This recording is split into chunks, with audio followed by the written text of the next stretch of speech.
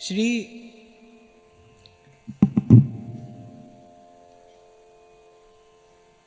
सेवक वाणी का चिंतन करने पर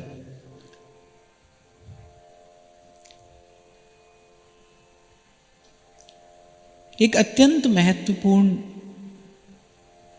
सूत्र सिद्धांत हमें प्रसाद स्वरूप प्राप्त होता है। बड़ी महत्वपूर्ण और मार्मिक बात है।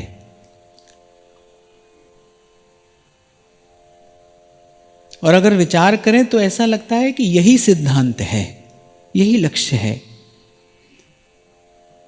श्री सेवक जी महाराज कहते हैं, हित हरिवंश जू कही, श्याम श्यामा पद कमल संगी सिर नायो, ते न वचन मानत गुरुद्रोही, निस दिन करत आपनो भायो। अब यदि हम इस पंक्ति का विचार करें तो सेवक जी महाराज बिल्कुल स्पष्ट रूप से ये कह रहे हैं कि श्री महाप्रभु जी का धर्म क्या है, जिसको हम हित की रीति कहते हैं। वो हित की रीति क्या है? श्याम श्यामा पद कमल संगी सिर नायो।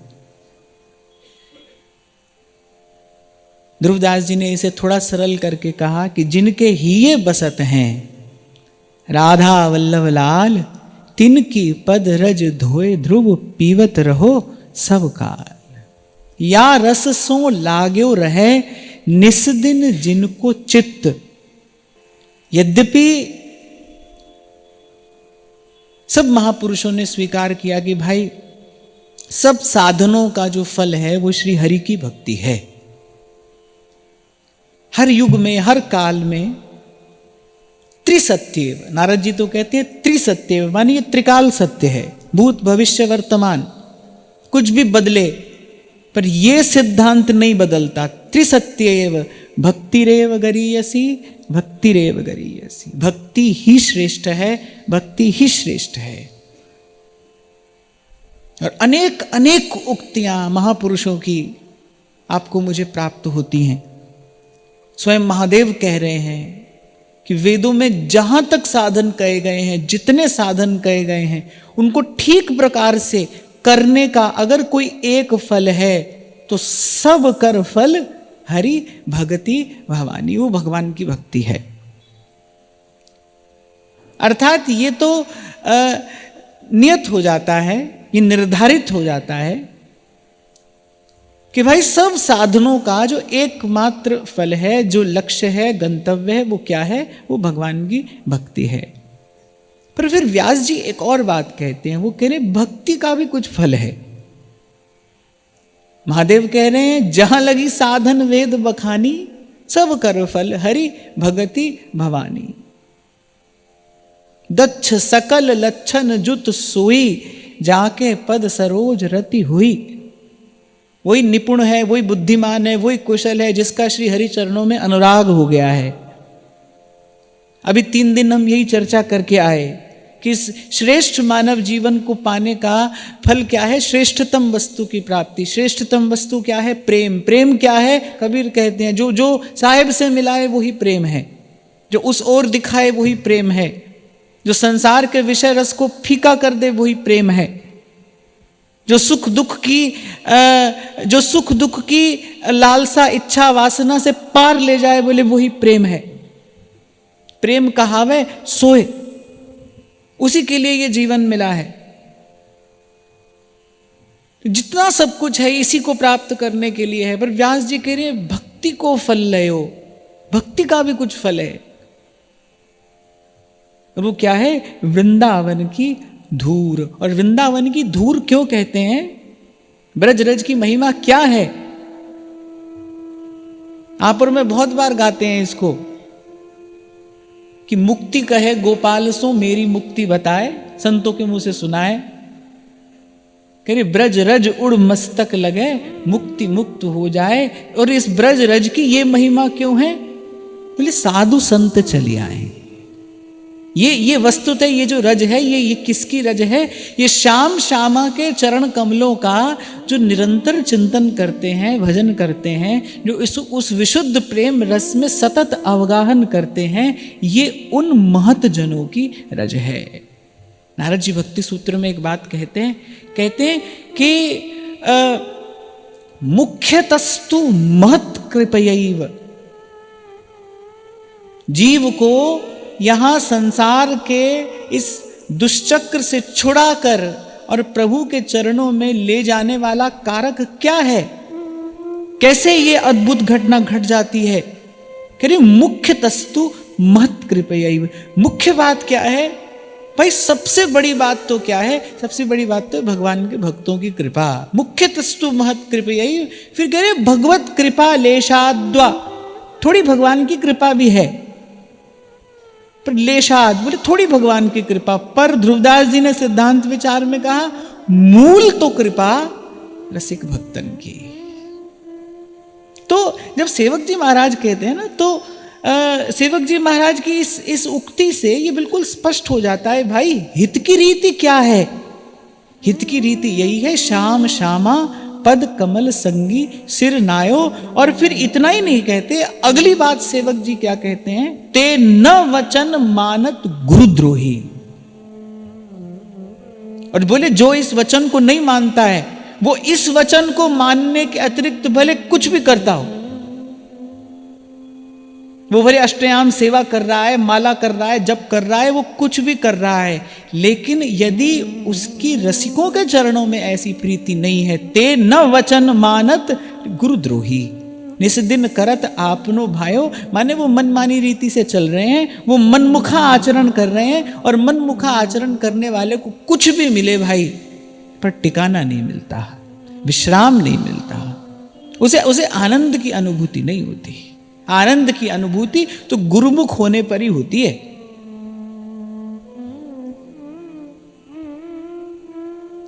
अब श्याम श्यामा पद कमल संगी सिर नायो, क्या तात्पर्य है इसका?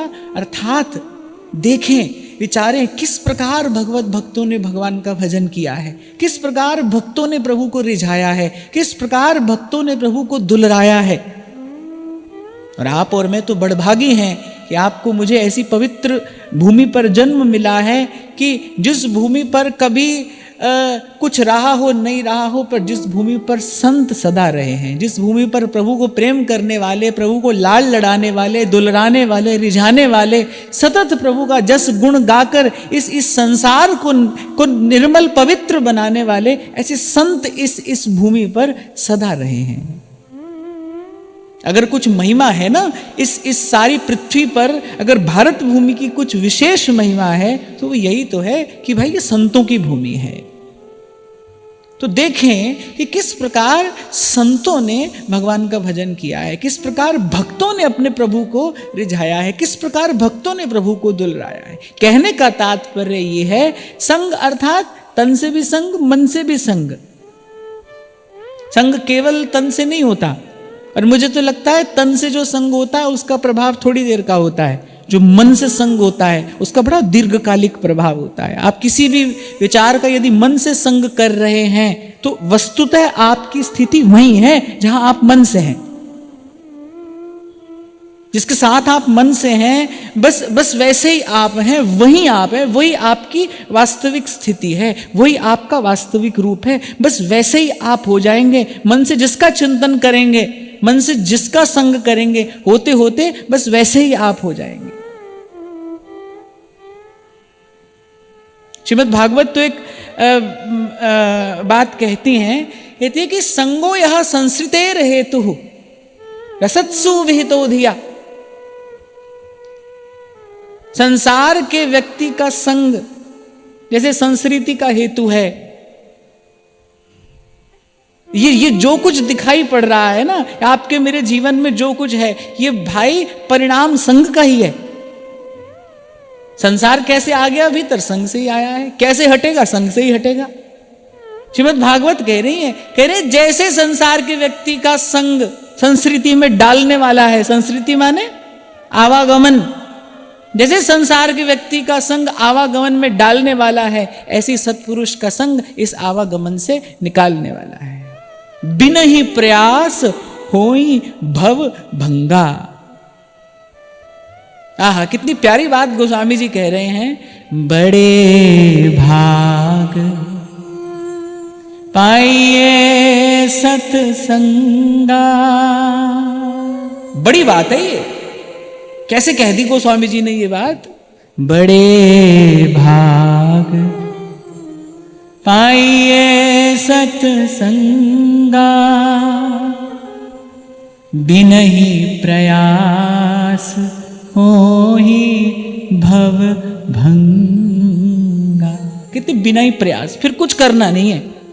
यहां पर पहुंच गए, अगर ये मिल गया, अगर साधु का संग मिल गया, संत का संग मिल गया, यहां तक अगर आप आ गए, फिर कह रहे कुछ और आपको कुछ नहीं करना है। अब ऐसा नहीं है कि सत्संग वाले को कुछ नहीं करना, इसका अर्थ ये ले लिया जाए कि उसके जीवन में भजन साधन रहेगा नहीं। नहीं भाई, यहां अप्रत्यक्ष रूप से ये कहा जा रहा है कि जो संत की चरण शरण में पहुंच गया, संत अपने संग से, अपनी कृपा से, अपने भजन बल से, अपने पुण्य प्रताप से उस जीव को किसी ना किसी प्रकार से भजन में लगा ही देता है। माने अपना प्रयास नहीं करना, फिर संत की कृपा से भजन होता है। फिर संत की अहेतु की कृपा से ये जो मन है, ये भजन भाव में लग जाता है, रम जाता है। तो खैर, मैं आपको ये कह रहा था कि भाई हम अपने जीवन में देखें, हम अपने जीवन में देखें कि भाई कहीं इस भाव के निकट हम पहुंचे हैं। भगवान की भक्ति का सही प्रकार से अनुष्ठान करने का अगर कोई फल है तो वो यही है कि हमारे हृदय में भक्त की भक्ति स्फुरित हो। सेवक जी महाराज कह रहे, रसिकन सो प्रीतम कहे। सेवक जी कह रहे ना, रसिकन सो प्रीतम कहे, तिनकी दई जो जूठन खात। ऐसे रसिक कृपा जो करें तो हमसे सेवक निस्तरें। इनकी कृपा हो जाए तो हमारा निस्तार हो जाए। जो भी काम का है, जो भी काम बनाने वाला है, बिगड़े काम को बनाने वाला है, वो सब संतों की वाणी में छिपा है। वो सब संतों की वाणी में है।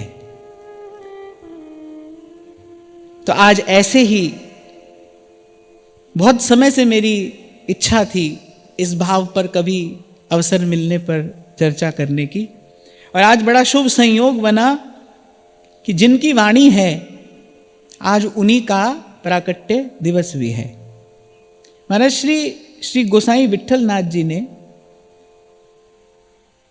जब किसी कारण से श्री कृष्णदास जी अधिकारी ने उनका दर्शन बंद कर दिया,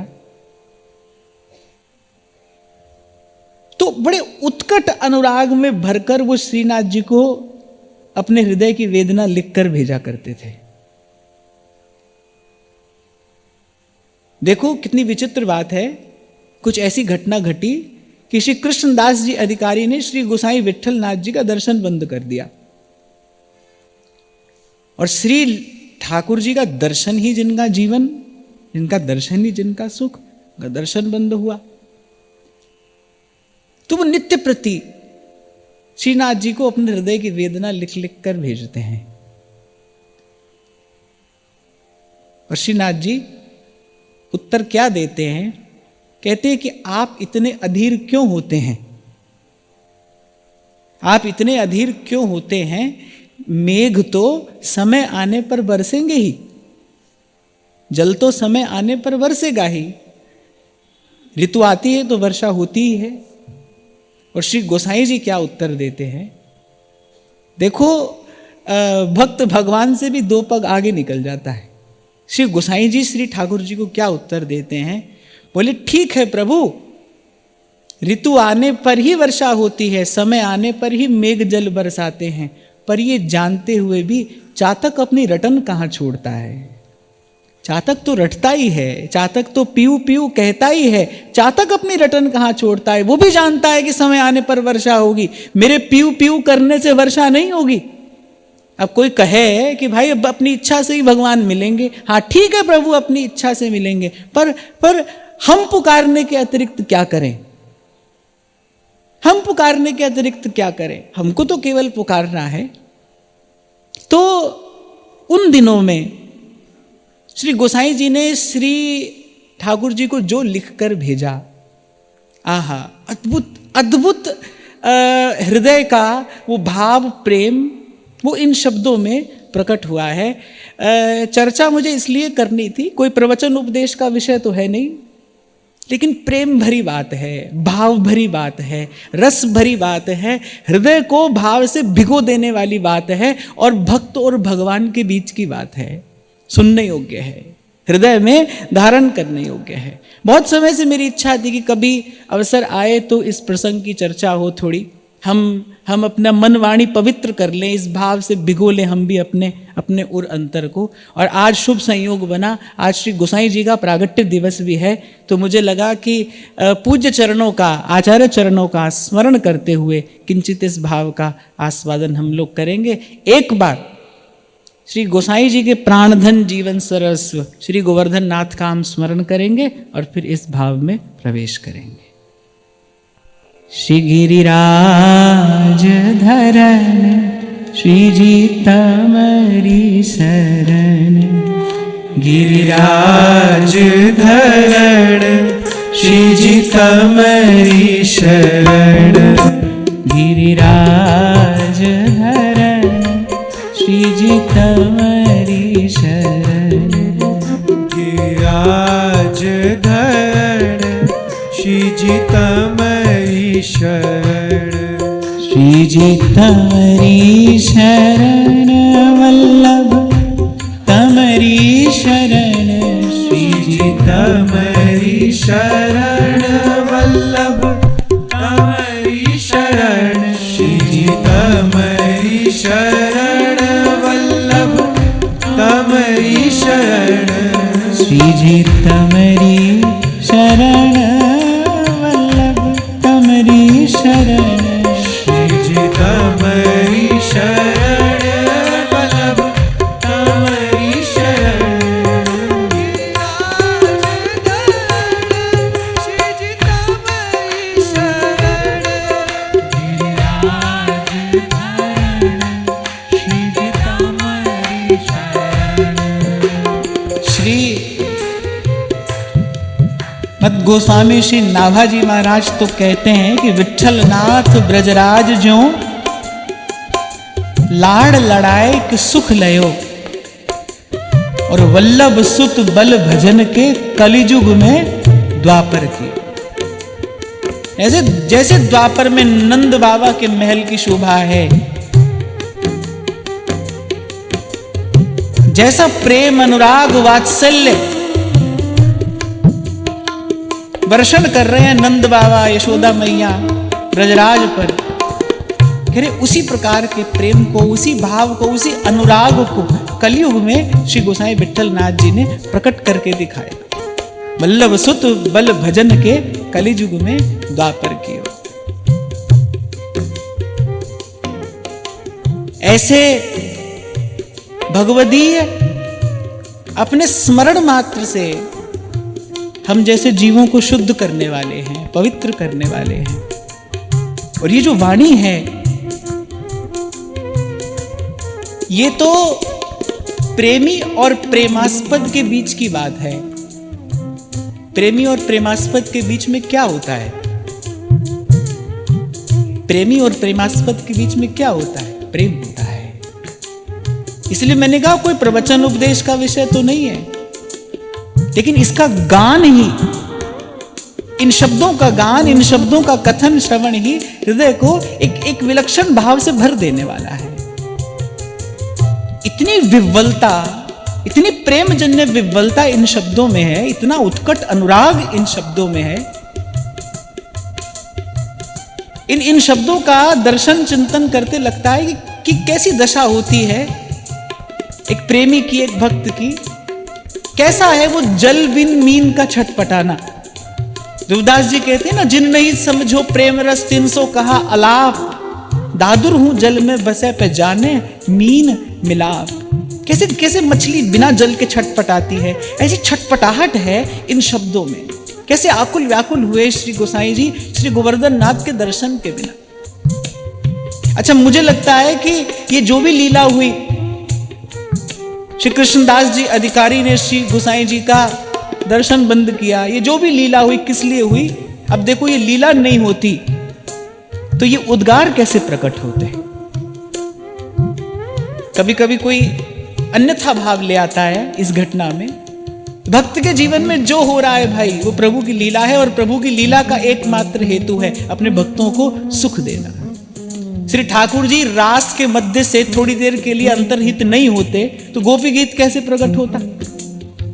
तो कैसे आज आप और मैं गोपी गीत का आनंद लेते, सुख लेते? ऐसे ही वो कुछ काल वो जो पट किया श्री ठाकुर जी ने, आहा, श्री गोसाई जी के हृदय का जो गाढ़ा अनुराग था, जिसकी सुवास प्रकट कैसे होती? तो श्री ठाकुर जी ने विचारा, भाई ये जो प्रेम है, ये जो सुवास है, ये तो जगत पावनी है, ये लोक का मंगल करने वाली है, ये जीव के हृदय का कलुष नष्ट करने वाली है, इसको प्रकट करना चाहिए।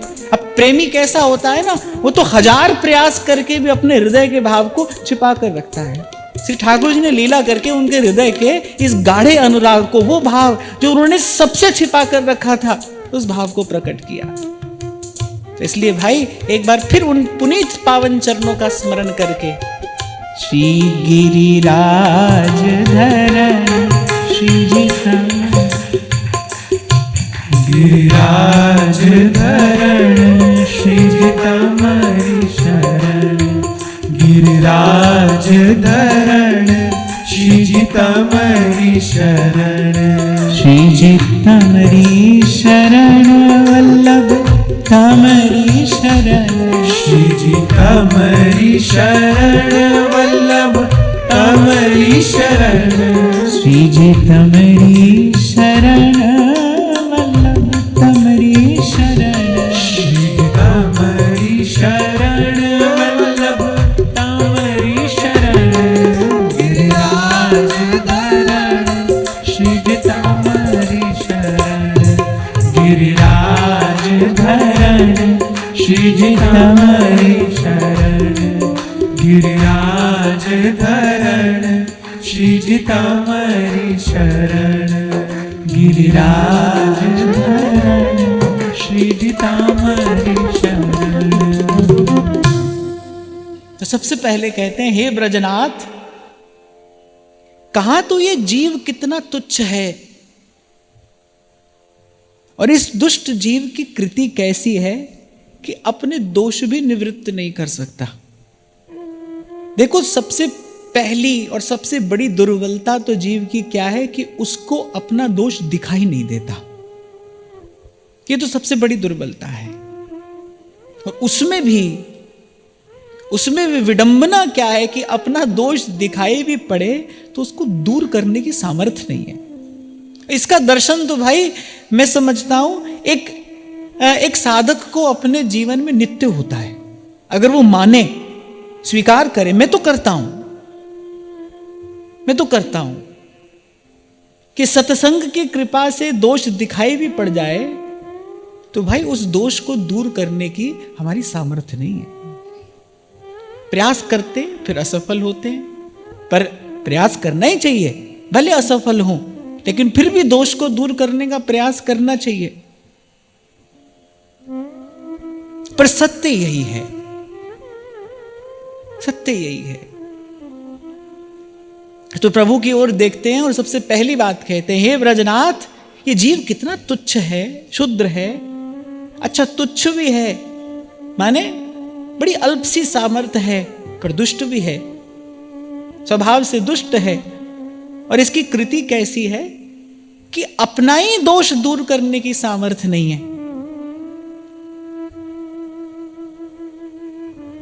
तभी कबीर कहते हैं, तोहे देख अवगुण करूं कैसे भाऊं तो, क्या मुख ले बिनती करूं, लाज आवत है मोह तुहे देख अवगुण करूं, कैसे भाऊं तो। यदि आपसे भी विनय करूं, आपके भी सन्मुख आऊं, क्या मुख लेकर आऊं, क्या मुख ले विनती करूं, लाज आवत है मोहे। ये जो संतों का दैन्य है ना, यही भगवान की कृपा का हेतु है।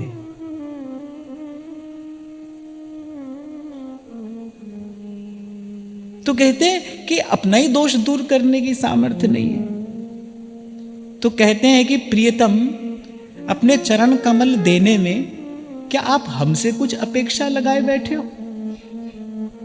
कहते प्रभु, ये जो अपना चरण कमल हमें प्रदान करने में, अपने चरण कमलों की वो रागानुगा प्रेम लक्षणा भक्ति प्रदान करने में जो आप विलंब कर रहे हो, जो आप देर लगा रहे हो हमारे सन्मुख आने में, क्या आप ये विचार कर रहे हो कि हम कुछ साधन करेंगे और आपके योग्य बनेंगे? हमसे कोई साधन नहीं होगा।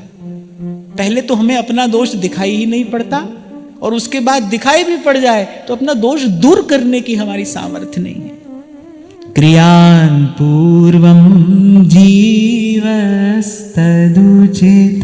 कृतिश्चापि क्रियति, भवान्यत्सापेक्षो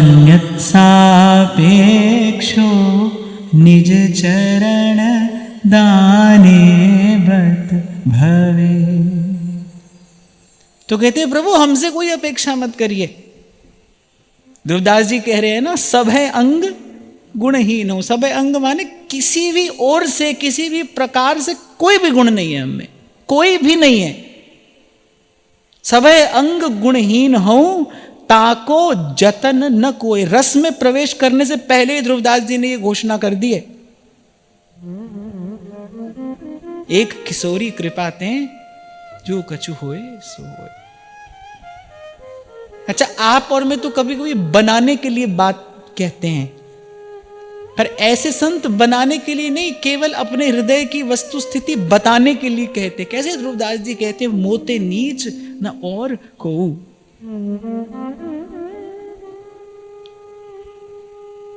श्री सुधनम बोधिनीकार कहते हैं, 3 हाथ की भीत तन और हरि दर्शन में आड़। क्या बाधा है? भीतर प्रभु बैठे हैं, बाहर प्रभु बैठे हैं, सतत उनकी दृष्टि हम पर है। वो प्रतीक्षा कर रहे हैं, कब सन्मुख होई जीव मोई जब ही। वो तो प्रतीक्षा कर रहे हैं, अरे कब जीव मेरे सन्मुख हो, कब मैं इसके जन्म जन्म की अग राशि पाप राशि नष्ट करके इसे अपने हृदय से लगा लूं। मैं तो कई बार आपसे कहता हूं ना, उसके घर में न देर है न अंधेर है। देर भी हमारे घर ही है, अंधेर भी हमारे ही घर है। और ये जो देर है ना, यही अंधेर है। किस बात की देर है, किस बात का विलंब है, क्यों ये देर है, क्यों ये आवरण है? ये जन्म जन्म से जो अर्जित किया है आपने, मैंने, ये अभिमान, यही मल है। तो कहते हैं कि हे प्रियतम, क्या अपना चरणारविंद देने में आप हमसे कुछ अपेक्षा कर रहे हैं? क्या आपको लगता है कि कभी किसी युग में, किसी जन्म में हम आपके योग्य हो जाएंगे? तो हे प्यारे, ऐसा नहीं है, सर्वथा नहीं करे, ऐसा कभी नहीं होगा, ऐसा किसी भी प्रकार से संभव नहीं है। इसलिए हे प्यारे, अपनी उपमा रहित महिमा को देखिए। आप अपनी ओर देखिए, आप हमारी ओर न देखिए। कैसे आपने सदा सदा दीनों को अपनाया है, कैसे आपने अपनी कृपा से ही जीव का इस संसार से निस्तार किया है, कैसे आपने अपनी ही कृपा से उसे अपना प्रेम प्रदान किया है, कैसे आपने अपनी ही कृपा से उसे अपनाया है। देखो, भक्त बार बार भगवान को उनका स्वभाव स्मरण कराता है, प्रभु को अपना विरध स्मरण कराता है भक्त। क्योंकि भक्त जानता है कि कभी कल्याण हुआ तो भाई इनकी कृपा से ही होगा, हमारे साधन से नहीं होने का। मैं तो कई बार आपको निवेदन करता हूं, भाई कभी बैठकर सोचो, कितना अल्प सा क्षुद्र सा ये जीव, और उससे भी क्षुद्रतम उसका साधन, इससे भगवान मिलेंगे? इससे क्या प्रभु चरणों की प्राप्ति होगी? नहीं हो सकती, सर्वथा नहीं हो सकती। एकमात्र हेतु है वो प्रभु आपकी कृपा है, आपकी कृपा है, आपकी कृपा है। और ध्रुवदास जी कह रहे हैं सहज ही जल और प्रेम को, जल और प्रेम का सहज ही एक स्वभाव, एक स्वभाव ही जान, इन दोनों का एक स्वभाव है।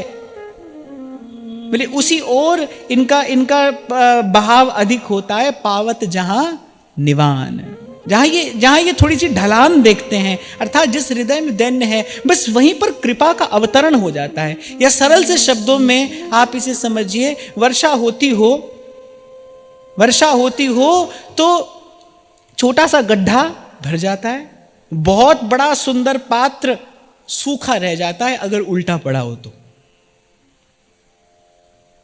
भारी वर्षा होती हो, नन्हा सा गड्ढा सहजता से भर जाएगा, और बड़ा सुंदर पात्र हो लेकिन उल्टा रखा हो, माने विमुख हो, वो जो वर्षण हो रहा है, यदि उस वर्षण से विमुख हो तो सूखा ही तो रह जाएगा। ऐसे ही विमुख होने के कारण भगवत कृपा से जीव वंचित है, केवल विमुख होने के कारण। इसीलिए भगवान ने इस शब्द का प्रयोग किया, सन्मुख होय जीव मोहि जबहि। समझना कि सन्मुख होने का अर्थ क्या है, सामने जाकर खड़े हो जाना ना। सन्मुख होय जीव मोहि जबहि। जीव कहने का तात्पर्य यह है सर्वथा अभिमान रहित होकर आना। किस किस बात का अभिमान है? देह का अभिमान है। सबसे पहला अभिमान क्या है? देहाभिमान। नींद में भी याद रहता है ना, मैं स्त्री हूं या पुरुष हूं। निद्रा में भी इस बात का स्मरण रहता है कि मैं स्त्री हूं या मैं पुरुष हूं। तो सबसे पहला अभिमान, सबसे गाढ़ा अभिमान क्या है? देहाभिमान। फिर जाति का अभिमान है, कुल का अभिमान है, कर्म का अभिमान है, और जाने क्या क्या लिपटा है। इसलिए तो कबीर कहते हैं, भक्ति करे कोई सूरमा, जात बरन कुल खोए। तो ठाकुर जी तो कब से प्रतीक्षा कर रहे हैं, कब जीव मेरे सन्मुख आए, पर हम जाते हैं कभी स्त्री होकर, कभी पुरुष होकर, कभी पिता होकर, कभी माता होकर, कभी सेठ होकर, कभी साहूकार होकर। जीव तो कभी सन्मुख हुआ नहीं। श्री ठाकुर जी कह रहे जीव यदि मेरे सन्मुख आ जाए, अर्थात कोई सर्वथा अभिमान शून्य होकर यदि आ जाए, फिर तो जन्म कोटि अघ नासही। तभी कह रहे एक क्षण में उसकी समस्त अघराशि नष्ट करता हूं मैं, एक एक क्षण में उसे उज्जवल निर्मल पवित्र कर देता हूं। पर कोई जीव होकर आए। अच्छा, ये कहने करने से नहीं होता है। ये जो अभिमान रहित हो जाना है, ये कहने करने से नहीं होता। काम का निग्रह हठ योग आदि साधनों से किया जा सकता है। काम का निग्रह हो सकता है, ऋषि मुनि कर लेते हैं। कोई कोई अक्रोधी भी हो जाता है। पर ये जो अहंकार है, सूक्ष्म अहम जो है, इसकी निवृत्ति नहीं होती। एह गुण साधनते नहीं हुई। ये तो संतों की चरण धूल में लोटपोट होने से ही मिटता है। ये जो दोष है, इसकी निवृत्ति संत कृपा से ही होती है, विशुद्ध, केवल एकमात्र संत की कृपा से, एकमात्र गुरु की कृपा से। मीरा जी कहती है ना, साधु संग बैठ बैठ लोक लाज खोई। लोक लाज अर्थात ये जो देहाभिमान है, जाति का अभिमान है, कुल का अभिमान है। कौन रोकता है मीरा जी को अपने गिरधर के सन्मुख पांव में घुंघरू बांधकर नाचने से? सबसे पहले तो वो स्त्री है। अब उस समय की व्यवस्था ऐसी थी भाई कि स्त्रियों का इस प्रकार से सबके सन्मुख नृत्य करना अच्छा नहीं माना जाता था। फिर उसके बाद भी वो कोई साधारण स्त्री नहीं है, भारत वंश के सबसे श्रेष्ठ राजकुल की वो पुत्र वधू है। तो क्या क्या क्या आड़े आ रहा है, क्या क्या बाधक है? देह का अभिमान, जाति का अभिमान, कुल का अभिमान, पर मीरा कहती है साधु संग बैठ बैठ लोक लाज खोई, मेरे तो गिरधर गोपाल दूसरों ना कोई। ये जितना देह का, जाति का, कुल का अभिमान है, ये मैंने कैसे धोया है साधु संग बैठ बैठ। संतों की वाणी में सब कुछ संकेत से छिपा, इसीलिए मैं आपको अभी कह रहा था जो है सब संत की वाणी में है, सब मिल जाता है वहां से। संत पूरा का पूरा मार्ग बनाकर छोड़ गए हैं आपके मेरे लिए। कोई चलने वाला हो प्रभु तक, प्रभु के चरणार बिंद तक पहुंचने का मार्ग संत बना कर गए हैं, कोई चलने वाला हो।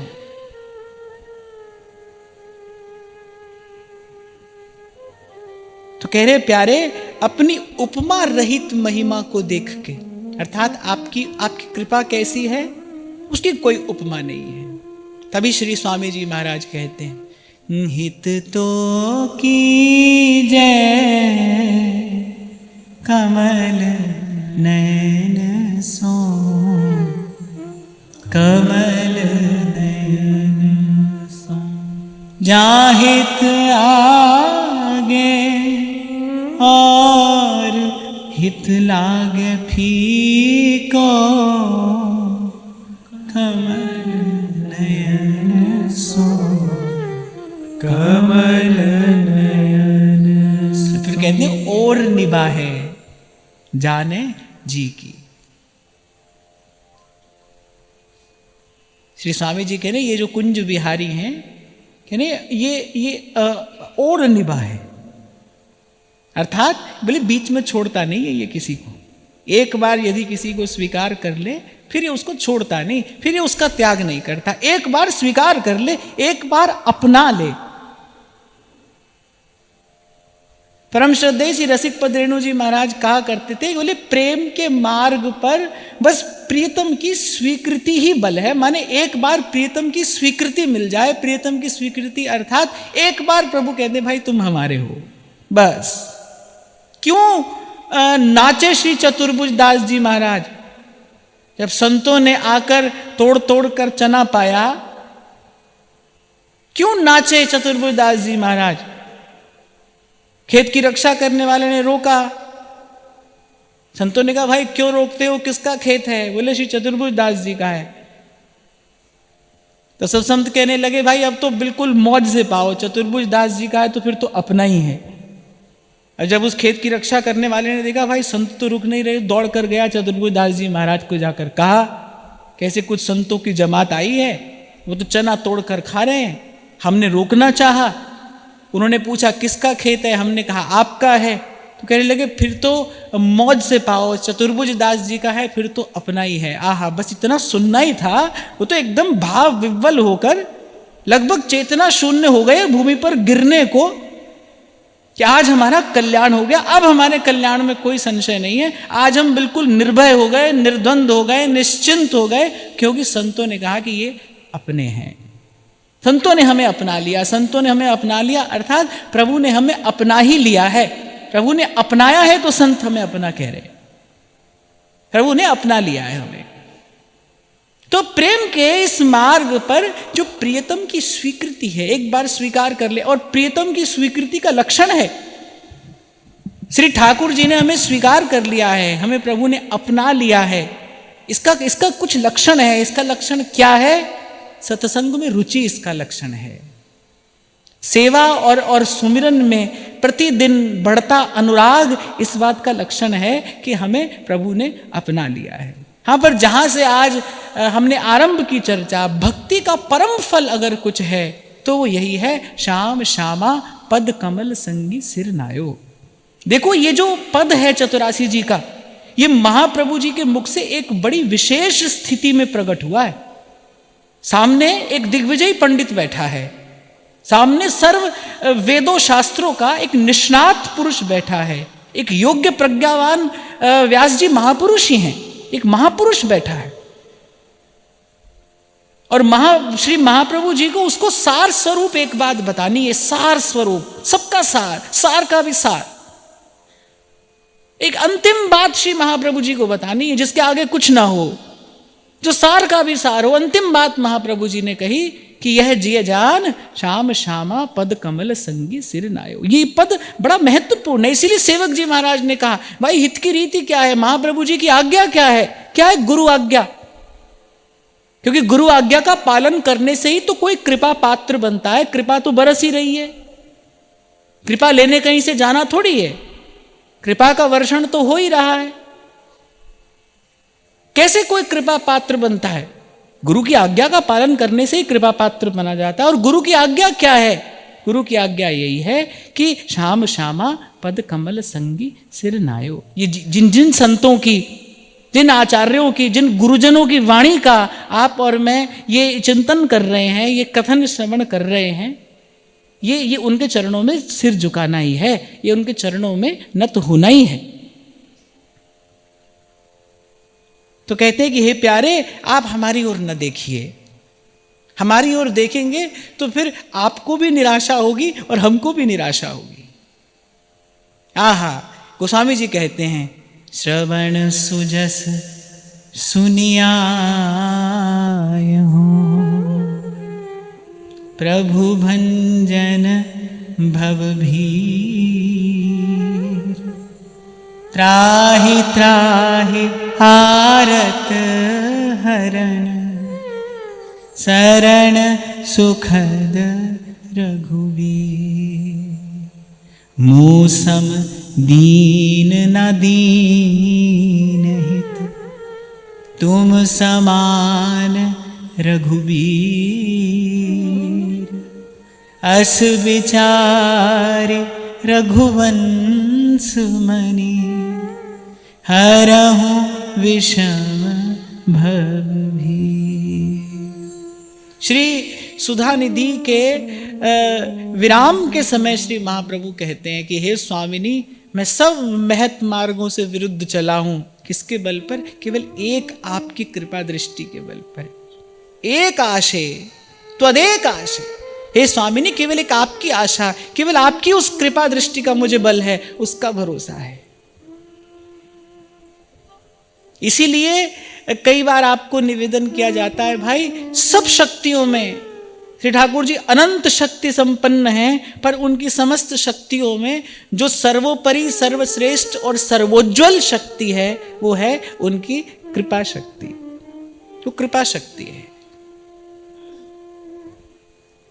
आपके मेरे जैसे जीव यहां पर आकर बैठे हैं, ये किस शक्ति का कार्य है? ये कृपा शक्ति का कार्य है। ये कृपा शक्ति का कार्य है।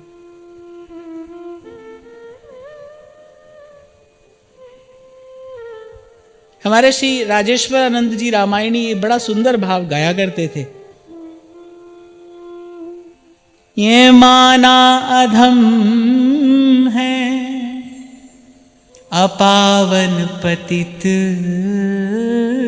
है, ये माना अधम है अपावन पतित है,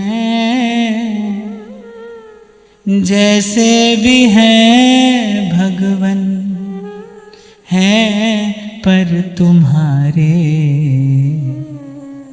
अगर नाथ देखोगे जो अवगुण हमारे, तो हम कैसे भव से लगेंगे किनारे, अगर नाथ देखोगे। अभी बरसाना सत्र के दौरान दूसरे दिन जब परम श्रद्धे श्री विनोद बाबा जी महाराज पधारे, तो उन्होंने एक बड़ी अच्छी बात कही थी। आप में से जो लोग वहाँ थे, अगर आपने श्रवण किया हो, उन्होंने एक घटना सुनाई कि श्री जी के मंदिर में समाज हो रहा था और वो गए तो किसी गोस्वामी स्वरूप ने उनको आसन दिया बैठने के लिए। तो उन्होंने आसन को प्रणाम करके और भूमि पर ही बैठना चाहा। अगर कोई गुरुजन आसन दे तो ये शिष्टाचार है। आसन देना ये गुरुजनों की उदारता है। श्री प्रिया जी अपनी सहचरियों को अपने अपने आसन पर बैठाने को आतुर हो जाती हैं प्रेम के वशीभूत होकर। पर सहचरियां कैसी हैं? उस दिए हुए स्थान को प्रणाम करके बैठती श्री जी के चरणों में ही है। तो उनको आसन दिया गया, तो उन्होंने आसन को प्रणाम करके और भूमि पर ही बैठना स्वीकार किया। अब जिन्होंने उन्हें आसन दिया उन्होंने कहा कि आप इस पर बैठिए। तो उन्होंने कहा कि हम अभी इस पर बैठने के योग्य नहीं हैं, अधिकारी नहीं हैं, यहीं पर बैठना चाहेंगे। तो जिन्होंने आसन दिया उन्होंने कहा कि अगर योग्य नहीं होते तो यहां श्री जी के दरबार में कैसे आते? तो उन्होंने उत्तर दिया कि क्या आपको लगता है कि कोई अपनी योग्यता से श्री जी के दरबार में आता है? अपनी योग्यता से कोई श्री जी के दरबार में नहीं आता है भाई, आ ही नहीं सकता है। इसीलिए मैंने कहा जो आप और मैं यहां पर बैठे हैं इसमें कौन सी शक्ति कार्य कर रही है? कृपा शक्ति कार्य कर रही है। ये केवल केवल केवल कृपा है, अकारण कृपा है, अहेतुकी कृपा है। अंतःकरण का बहुत सारा मल धुल जाता है इस बात का विचार करने से। प्रसन्न होइए, थोड़ी थोड़ी देर में प्रसन्न होइए कि आप वृंदावन में हैं, कितनी बड़ी श्री जी की कृपा है। आप धाम में बैठे हैं, ये कितनी बड़ी श्री जी की कृपा है। ऐसे ही थोड़ी लिखा है ध्रुवदास जी ने, जिनको वृंदा विपिन है कृपा तिन्हीं की होए, वृंदावन में तभी तो रहन पाई है सो। एक बार कभी बैठकर इसका विचार किया करो, भाई यहां नहीं होते तो कहां संसार की किन किन गलियों में भटक रहे होते। भटक ही तो रहे थे, जन्म जन्म से भटक ही तो रहे थे। जन्म जन्म हम जन्म बिगाड़े और आज भी भटक रहे होते, और हमारी आज भी बिगड़ ही रही होती। ये क्या है? अरे कृपा ही तो है। इस कृपा के वैभव का बार बार दर्शन करना चाहिए। इस कृपा के वैभव का बार बार हृदय में स्वागत करना चाहिए। बार बार श्री जी की कृपा मनाइए। हे प्रभु, ये आपकी अकारण कृपा है, ये आपकी अहेतुकी कृपा है जो हमको आपने यहां लाकर बैठाया। कभी भूल से भी इस बात का आपके मन में कोई भाव या विचार ना आ जाए कि किसी पुण्य या साधन के बल पर आप यहां पर हैं। और क्षमा करना भाई, ऐसा होता है, ऐसा होता है। कितने लोगों ने कभी मुझसे कह दिया, भाई पूर्व जन्म में आपने बड़े बड़े पुण्य किए होंगे। क्योंकि मनुष्य की बुद्धि ऐसी है ना, वो यही सोचता है कि मैं कुछ करके कुछ पालूंगा, बहुत कुछ करके मैं शायद भगवान को भी पालूंगा। बहुत बार सुना मैंने कि बहुत लोग कह देते हैं कुछ होंगे पुण्य, पर ना भाई, ऐसा नहीं है। पुण्य होते तो हम स्वर्ग में होते, स्वर्ग जैसा कोई भोग होता हमारे पास में, हम स्वर्ग जैसा कोई सुख पा रहे होते। पुण्य से वो सब मिलता है। श्री सेवक जी महाराज ने स्पष्ट किया, यज्ञ दान देत देत फलन पाए, उच्च उच्च देवलोक चढ़ही। पर पुण्य से नेत्रों में प्रेमाश्रुओं का जल नहीं मिलता, पुण्य से प्रेम भाव से भरा हुआ ये हृदय नहीं मिलता, जिसका आनंद आप और मैं यहां पर बैठकर ले रहे हैं। ये तो कृपा का ही प्रतिफल है, ये कृपा का ही परिणाम है, ये कृपा का ही प्रसाद है। यहीं से आरंभ किया है श्री गोस्वामी जी ने। जब दर्शन नहीं हो रहा, विरह से व्याकुल है, प्राण संतप्त हो रहे हैं, श्री ठाकुर जी के दर्शन के बिना कैसे कैसे रहे होंगे, वो कुछ काल किस प्रकार व्यतीत किया होगा। वैष्णवों के मुख से मैंने सुना है, कहते हैं कि श्रीनाथ जी के एक सेवक थे श्री रामदास भीतरिया जी, बोले वो किसी प्रकार से श्रीनाथ जी का प्रसादी बीड़ा प्रसाद श्री गोसाई जी के लिए ले आया करते थे। कहते हैं कि श्री गोसाई जी जो विज्ञप्ति लिखकर श्री गोवर्धन नाथ के चरणों में भेजते थे ना, श्री ठाकुर जी उस पान की पीक से उसका उत्तर लिखकर श्री गोसाई जी को भेजते थे।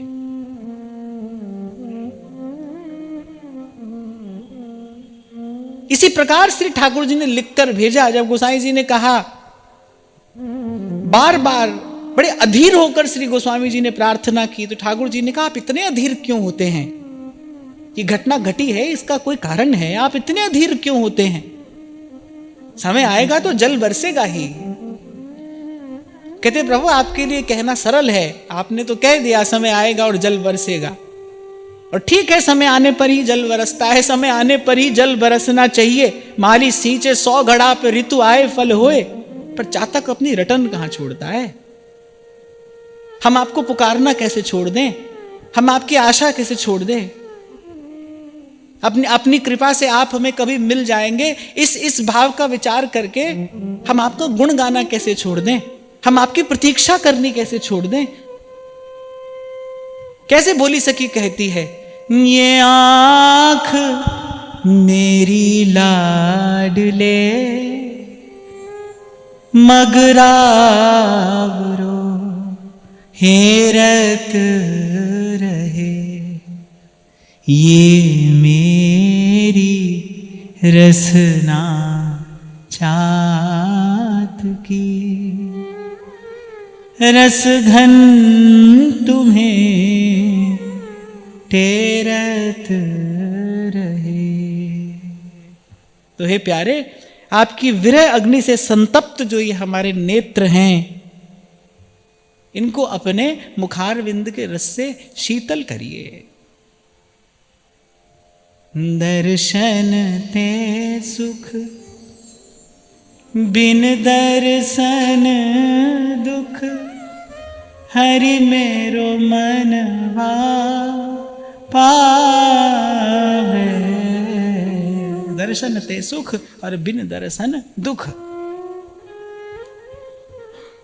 फिर कहते हैं, स्वदोषात् जानामि स्वकृति विहितैः साधन शतैः। हे सर्व समर्थ, मैं अपने दोषों को मैं जानता हूं और अपनी कृति से किए हुए सैकड़ों साधन से भी उन्हें निवृत्त करने में असमर्थ हूं। मैं अपने दोषों को जानता हूं और अनेक अनेक साधन करके भी मैं उन्हें निवृत्त करने में, मैं उनसे छुटकारा पाने में, मैं उनसे मुक्त होने में असमर्थ हूं। पर हमारे हृदय में एक भाव है, हमारे हृदय में एक भाव है जो हमें इस महाकठिन काल में भी बल प्रदान किए हैं। और वो भाव क्या है? जो हम भले बुरे सोते। हे प्यारे, हम आपके हैं, हम आपके हैं। ये भाव हमें इस महाकठिन काल में भी एक बल प्रदान किए हैं। इसी भाव के बल पर जीवन धारण किए हैं, क्योंकि हम आपके हैं। इसी का संकेत श्री गोस्वामी जी मानस में करते हैं।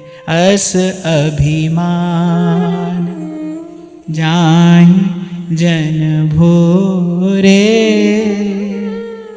मैं सेवक रघुपति पति मोरे। और हमारे श्री महाप्रभु जी तो सुधा निधि में आद्योपांत इसी भाव का ही गान करते हैं कि स्वामिनी मैं आपकी हूं। कैसे महाप्रभु कहते हैं, दूरे स्निग्ध परंपरा विजयताम दूरे सुहिन मंडली, भृत्या संतु विदूरतो व्रजपतेरन्य प्रसंगः कुतः, यत्र श्री वृषभानुजाकृत रति कुंजोदरे कामिना, द्वारस्था प्रिय किंकिरी परमहम श्रोष्यामि कांचित ध्वनिम। सोहम तवैव आश्रितः तवैव आश्रितः तवैव आश्रितः। ध्रुवदास जी कहते हैं ना सिद्धांत विचार में, याई रस के बल सबते बेपरवाह रहते हैं। धृतम यदर्थे वपुरे तदासी तदिच्छया, यद भविता तदस्तु प्रभो कृपालो यदि रोचते ते, विज्ञापनीयम न कदापि किंचित। हे प्राणनाथ, हमने तो आपके लिए ये देह धारण किया है। कि देह धारण करने का प्रयोजन क्या है? कि अब जो हो वो आपकी इच्छा से हो।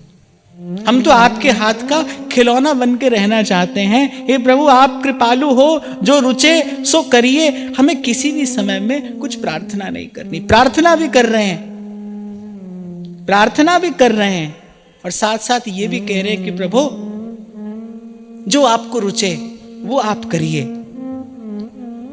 वो कौन गाता था? कि मेरे रोने से तुमको जो आए हंसी, तो मैं रो रो तुमको हंसाया करूं। मेरे रोने से तुमको जो आए हंसी। देखो भाई, सुख दुख की परिभाषा सबकी अपनी अपनी है। सुख दुख की कोई एक परिभाषा नहीं है। सुख दुख की परिभाषा सबकी अपनी अपनी है। कवि के लिए कविता सुख है, चित्रकार के लिए चित्र सुख है, गीतकार के लिए गीत सुख है, लोभी के लिए धन सुख है, कामी के लिए स्त्री सुख है। और अपने सुख में पड़ती बाधा का नाम क्या है? सुख में पड़ती बाधा का नाम दुख है। और संसार का कोई भी सुख बाधा रहित नहीं है।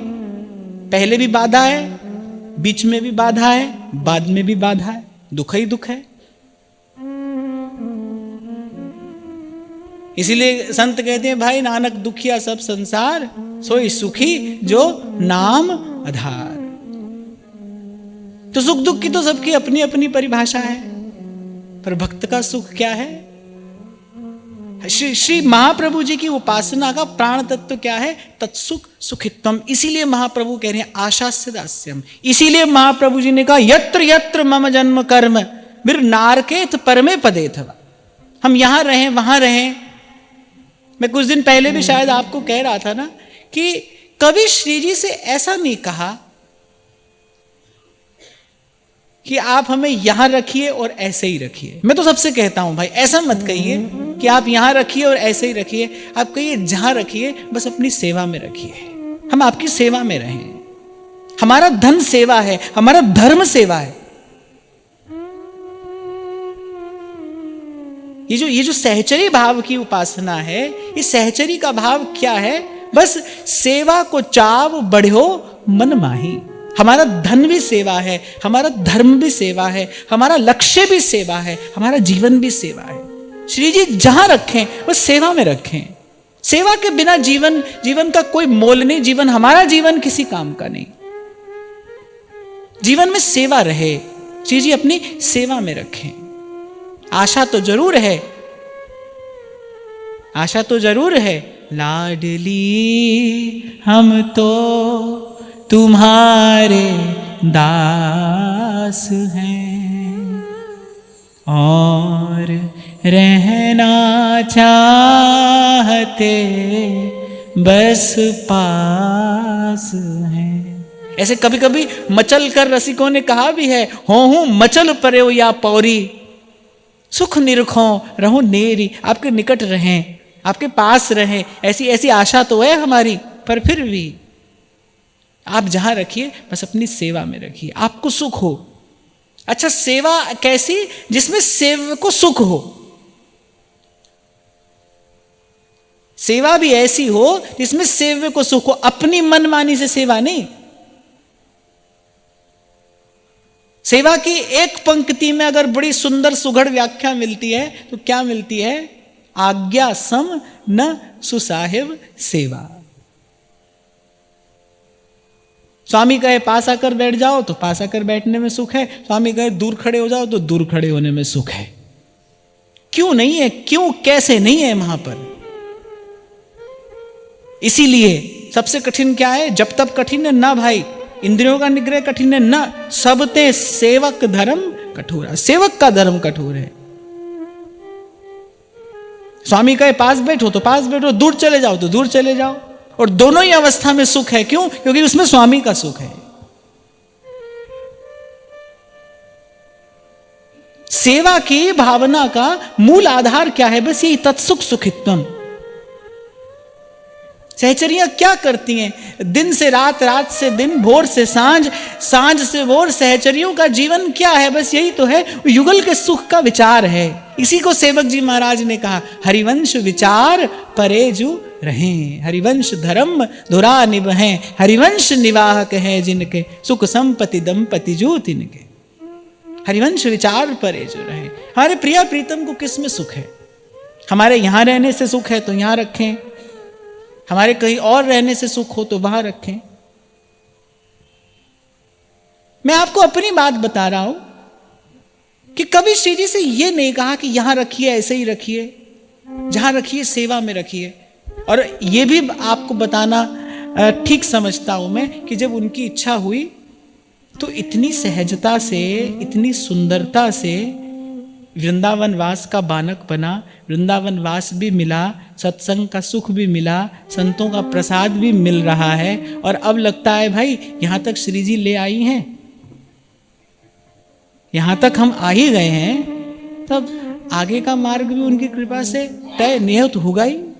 मैं उस दिन आपको कह रहा था ना कि पहले मेरी माँ की कृपा से मुझे सुंदर नाम मिल गया, फिर सुंदर नाम की कृपा से सुंदर काम मिल गया, अब सुंदर काम की कृपा से सुंदर शाम मिल जाएगा। यहां तक तो आ ही गए हम।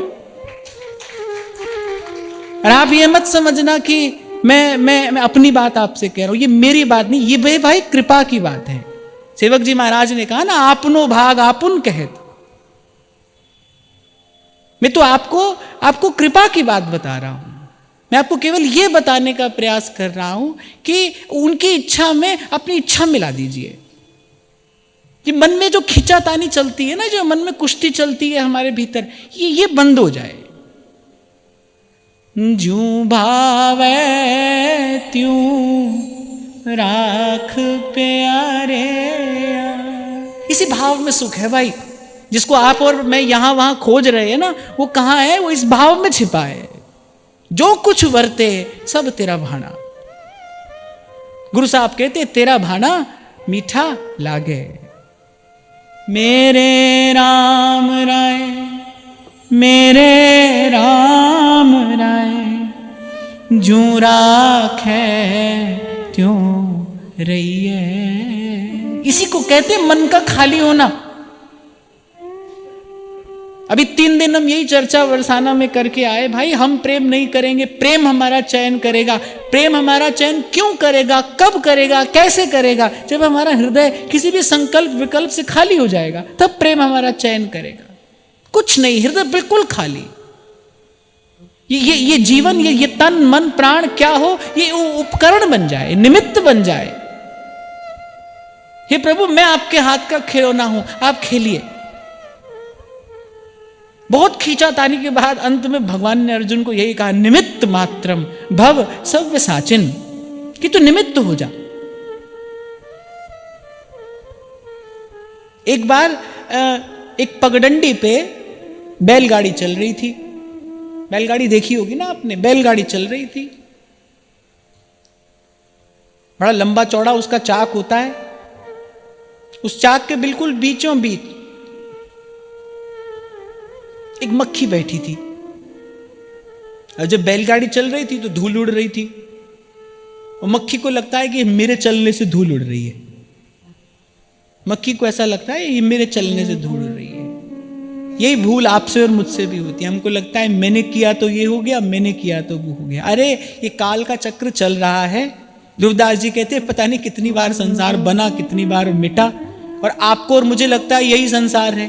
अरे अनंत कोटि ब्रह्मांड नायक भगवान है, अनंत अनंत भगवान की सृष्टियां हैं, अनंत अनंत उनकी रचनाएं हैं। यानी कहां कहां पर कैसा कैसा संसार होगा, आप और मैं तो कुछ भी नहीं जानते भाई। कुछ भी जानते नहीं और कुछ भी जान सकते नहीं। जानने की बात इतनी है, सार की बात इतनी है, श्याम श्यामा पद कमल संगी सिर नायो। व्यास बड़े हरि के जना, कियो बड़ो उपकार। हरि सो धन हृदय दियो, छुड़ा दियो संसार। अपने को तो भाई इन संतों की बात सुननी है।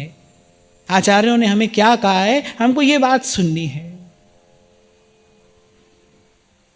तो कह रहे प्रभु आप कृपालु हैं, जो रुचे सो करिए। हमको किसी भी समय कोई प्रार्थना नहीं करनी, अर्थात हमारा मन खाली है।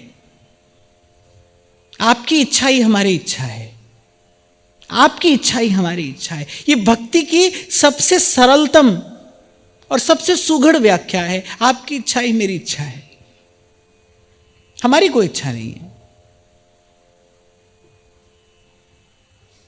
ना हमारी इच्छा त्यागी वैरागी होने की है, ना हमारी इच्छा इंद्र के समान भोग भोगने की है। सेवक जी महाराज कह रहे ना, स्वर्ग ना इच्छे और नरक ना डरे, धरे धर्म हरिवंश को। यमं तरेण क्षमप्य शक्यम यो मन्यमानः सदिनान्यमुनि नयामि तेनापि विना यदित्थं किमस्ति कापट्यमितोऽधिक में।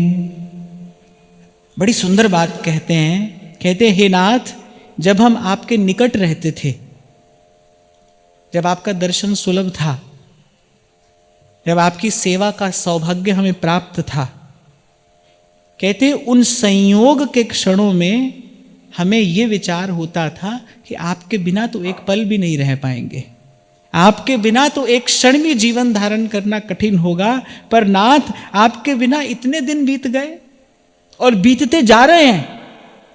हे नाथ, आपके दर्शन के बिना, आपकी सेवा के बिना इतने दिन बीत गए और बीतते जा रहे हैं। इससे बड़ा हमारे भीतर का कपट और क्या होगा।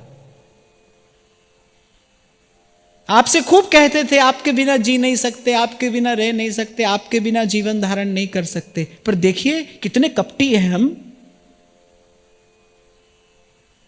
आज इतने दिन हुए आपका दर्शन किए, आज इतने दिन हुए आपकी सेवा किए, आपके दर्शन के बिना, आपके सेवन की सेवा के बिना आज जीवन धारण किया ही है, और जाने कब तक ये जीवन रहेगा। यहां श्री आचार्य चरण ये कहने का प्रयास कर रहे हैं कि भाई किसी भी प्रकार से ये जीव प्रेम के योग्य है नहीं। अगर प्रेम जीवन में है, और प्रेम अर्थात प्यारे जू की जीवन है नवल की सोरी गोरी, और तैसी भांति प्यारी जू के जीवन बिहारी है। इस बात का तो भाई रोज अभ्यास करना है, क्योंकि रोज ये शब्द सुनेंगे हम, रोज ये शब्द कहेंगे हम, प्रेम प्रेम प्रेम अर्थात प्रेम कहूं ध्रुव नाई, जगमग रयो जड़ाव सो श्री वृंदावन। प्रेम अर्थात जो प्रिया और प्रियतम के मध्य में है वो प्रेम। प्रेम अर्थात जो सहचरियों के हृदय में है वो प्रेम। प्रेम अर्थात जो वृंदावन अपनी तरुलताओं के माध्यम से, असंख्य असंख्य पुष्पों के माध्यम से प्रिया प्रीतम पर बरसा रहे हैं, वो प्रेम। बिल्कुल स्पष्ट कहा ध्रुवदास जी ने, एक है प्रेमी एक रस, श्री राधा वल्लभ आई।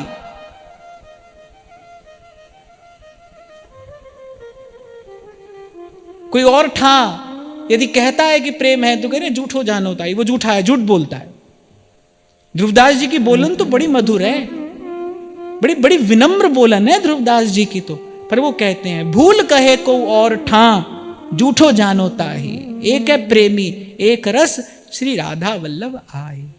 तो यहां गोसाई जी कह रहे कि हम प्रेम की बात तो करते हैं, प्रेम की बात तो हमने आपसे खूब की, लेकिन आज जब प्रेम की परीक्षा हुई तो हम उसमें असफल हो गए। हमने कहा था आपके बिना जीवन धारण नहीं कर सकते, अरे आपके बिना कितने दिन बीत गए और जाने कितने बीत जाएंगे। आज हमें अच्छा किया, भला किया प्रभु, जो आज आपने हमें हमारे भीतर के कपट का दर्शन कराया। कितना कपट हम आपसे करते रहे, कैसी कपटपूर्ण हमारी प्रीति रही, कैसा कपटपूर्ण हमारा भाव रहा। बुरा मत मानना भाई, हमको भी लगता है ना कि हम श्री जी से प्रेम करते हैं, कहीं ना कहीं हमको भी लगता है हम श्री जी से प्रेम करते हैं, पर भाई प्रेम का घर बड़ी दूर है। वृंदावन हित रूप दूर है, गौर श्याम को जूटा। इसीलिए मैं आपको निवेदन कर रहा था भाई, सबसे विलक्षण वस्तु क्या है, सबसे अनुपम वस्तु क्या है, सर्वोज्वल वस्तु क्या है, प्रेम है। और सबसे अधिक साधारणीकरण अगर किसी भाव का, किसी शब्द का हुआ है तो प्रेम का ही हुआ है, हो रहा है और होता रहेगा। तो कहते हैं आज प्रभु हमें खबर पड़ गई, आज हमें खबर पड़ गई कि प्रेम करने में केवल आप ही समर्थ हैं। इसीलिए हमारे महाप्रभु जी ने कहा, प्रीत की रीति रंगीलो ही जाने, प्रीति की रीति रंगीलो ही जाने। प्रेम तो प्रभु आप ही कर सकते हैं, एक ही प्रेमी है, एक है प्रेमी, प्रेमी आप ही हैं। हम तो प्रेम का दंभ भरते रहे, हम तो प्रेम का कपट करते रहे, पर उसका बोध हमें आज हुआ है। फिर कहते हैं कि प्रभु लेकिन आप प्रेमी भी हैं। प्रेमी का हृदय कैसा होता है? अत्यंत कोमल, अत्यंत कोमल।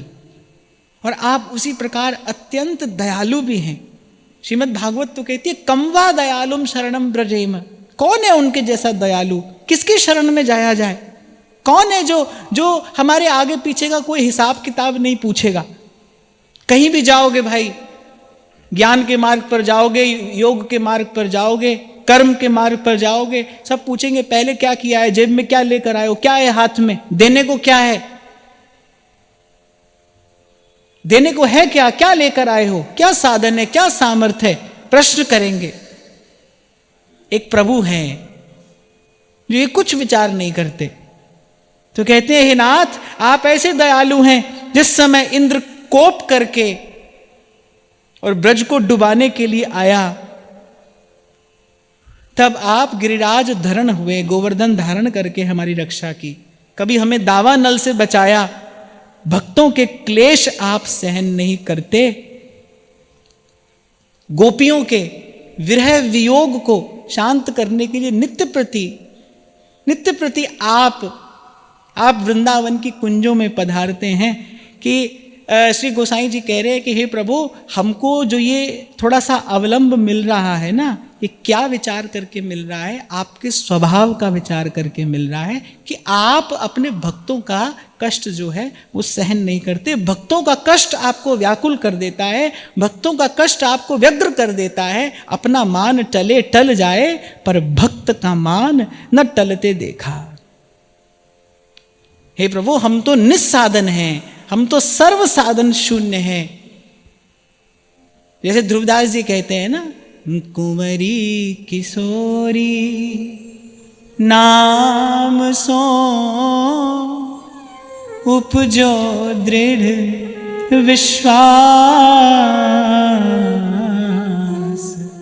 करुणा निधि मृदु चित्त अति, ताते बढ़ी जिए।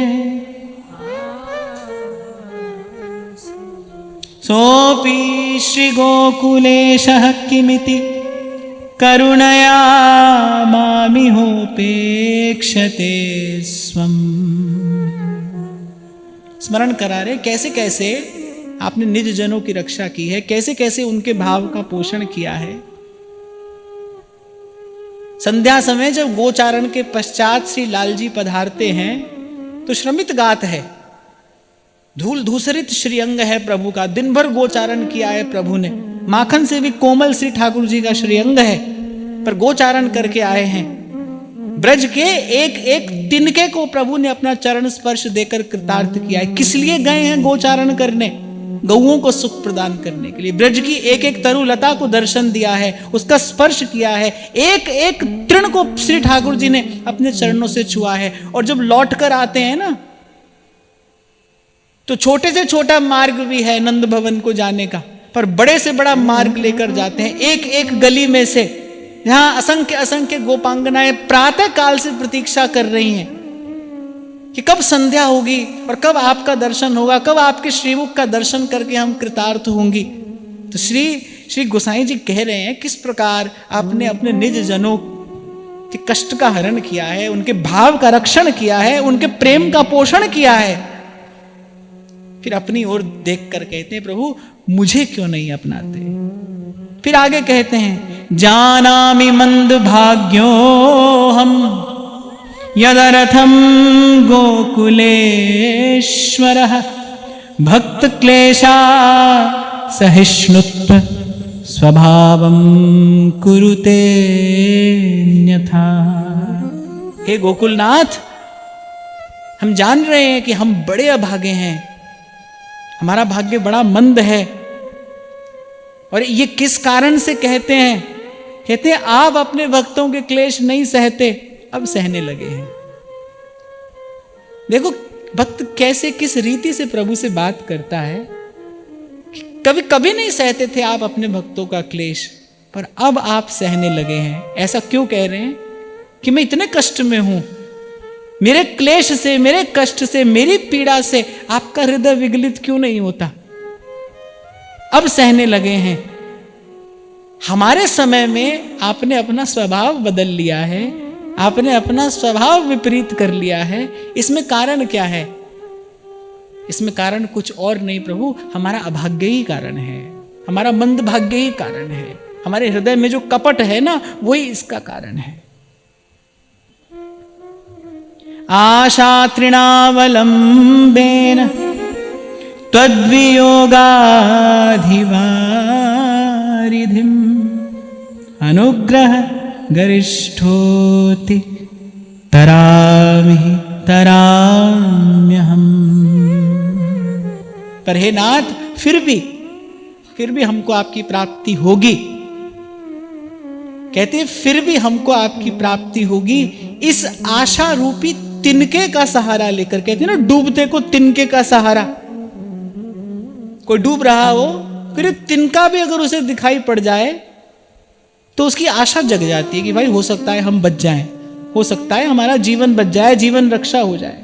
तो कहते हैं कि फिर भी हमको आपकी प्राप्ति होगी, फिर भी हम आपके चरण कमल का पुनः दर्शन करेंगे, आपके चरणों की शीतल छाया हमें मिलेगी। कह रहे इस आशा रूपी तिनके का सहारा लेकर, और कह रहे आपके अनुग्रह का स्मरण करके और आपको स्मरण करा के, जैसे स्वामी जी स्मरण कराते हैं ना, मोसो ना बिगाड़वे को और तोसो ना संवारवे।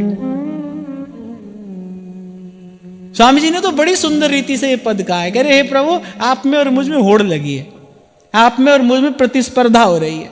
आप बनाते चले जा रहे हैं, मैं बिगाड़ता चला जा रहा हूं। आप बार बार बनाते हैं, मैं बार बार बिगाड़ता हूं। और आप देखो हमारे जीवन में नित्य हमें इसका दर्शन होता है। श्री जी आपको और मुझे कृपा करके यहां लाकर बैठाती हैं।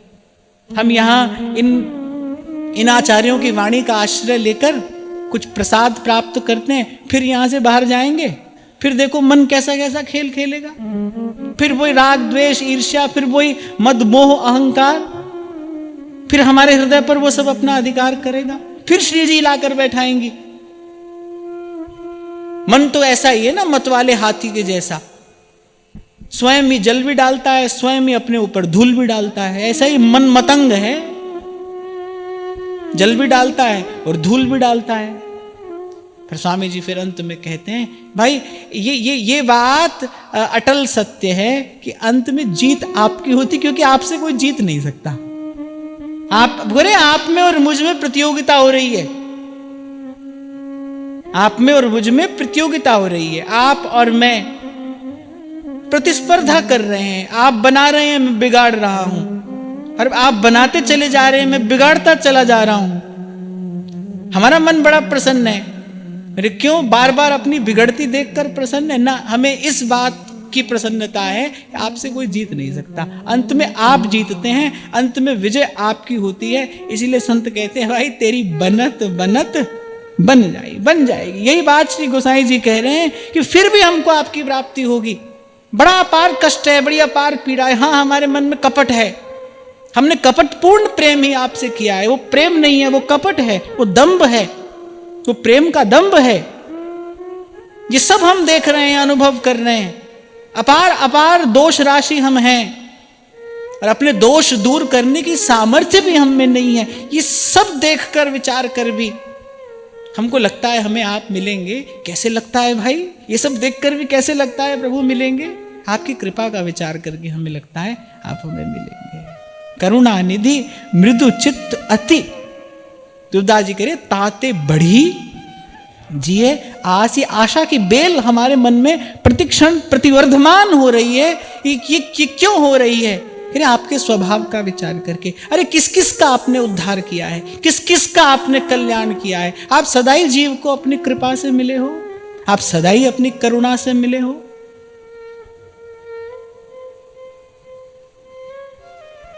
फिर कहते हैं, अम्बुदस्य स्वभावोऽयं समये वारि मुञ्चति तथापि चातकः खिन्नो रटयत्येव न संशयः। यहाँ प्रथम विज्ञप्ति में ही श्री गोस्वामी जी कहते हैं कि मेघ का तो स्वभाव है कि वो समय आने पर जल बरसाता है, पर फिर भी खिन्न चातक अपनी प्यू प्यू रटना करता ही है, चुप नहीं करता। चातक जानता है अभी वर्षा का समय नहीं है, अभी वर्षा नहीं होगी, प्यू प्यू करने से क्या लाभ है। तो कहते चातक कैसा है, उसका स्वभाव ही ऐसा है कि वो प्यू प्यू करना नहीं छोड़ता। हे नाथ, वैसे ही हम जानते हैं जब समय आएगा, जब समय अनुकूल होगा, जब आप अनुकूल होंगे तभी आपकी हम पर कृपा होगी। कई बार आपसे कह दिया जाता है भाई साहेब कब मिलता है, जब साहेब की इच्छा होती तब मिलता है।